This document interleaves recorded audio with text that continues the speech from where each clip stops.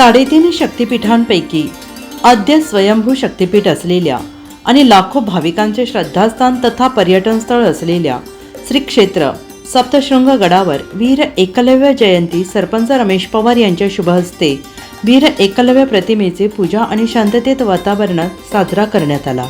यावेळी सप्तशृंग गडावरील आदिवासी समाज मोठ्या संख्येने उपस्थित होते। श्री क्षेत्रावर जास्तीत जास्त ग्रामस्थ हे आदिवासी असल्याने सालाबाद प्रमाणे यावर्षी भव्य दिव्य फटाक्यांच्या आणि ढोल ताशांच्या गजरात मिरवणूक काढण्यात आली। यावेळी आदिवासी बांधव आणि महिला मोठ्या संख्येने उपस्थित होते।